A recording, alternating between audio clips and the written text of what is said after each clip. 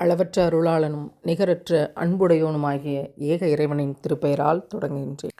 ஃபதலக்கா ஆதமு மிர் ரப்பிஹி கலிமாத்தின் ஃபதாப அலைஹ் இன்னஹு ஹுவத் தவ்வாபுர் ரஹீம். பின்னர் ஆதம் தம் இறைவனிடமிருந்து சில வாக்குகளை கற்றுக்கொண்டார்.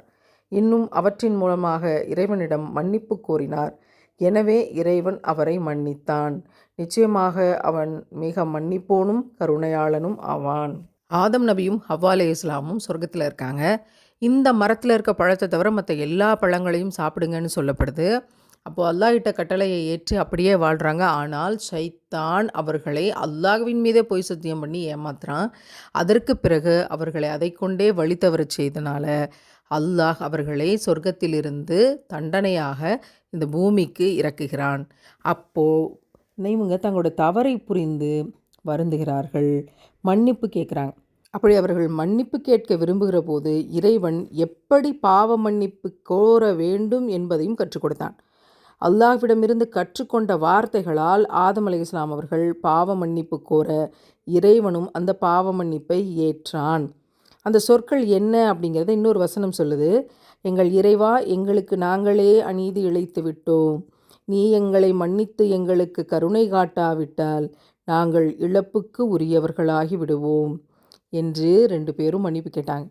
அதற்கு பிறகு அந்த மன்னிப்பை இறைவன் ஏற்றான்.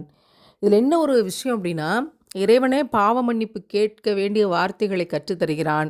அந்த வார்த்தைகளை அவர்கள் உச்சரித்து பாவ மன்னிப்பை பெற்றார்கள். இது நமக்கெல்லாம் மிகப்பெரிய வரம். அபுல் ஆலியா ரஹ்மத்துல்லாஹ் அவங்க இதை பற்றி சொல்கிறாங்க.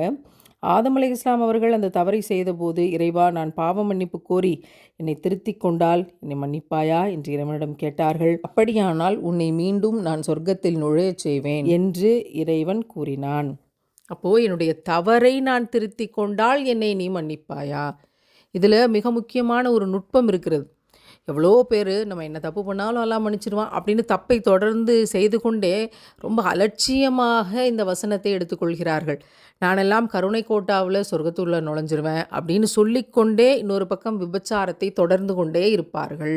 பாவங்களை செஞ்சுக்கிட்டே ரொம்ப அலட்சியமாக கருணை கோட்டான்னு நினச்சா அதற்குரிய தண்டனையும் கூலியும் அதிகம். நான் இந்த தவறின் பக்கம் இனி ஒரு நாளும் செல்ல மாட்டேன்னு உறுதி கொண்டு நாம் இறைவனிடம் திரும்புகிற போது அவன் தருகிற பாவ மன்னிப்பினுடைய பரவசமும் வெளிச்சமும் கூலியும் மிக அதிகம். அல்லாஹ் உள்ளத்தை அறிந்தவனாக இருக்கிறான். எனவே நாம் மிக எச்சரிக்கையாக இந்த பாவங்களிலிருந்து, ஹராமான வாழ்க்கையிலிருந்து மீளணும்.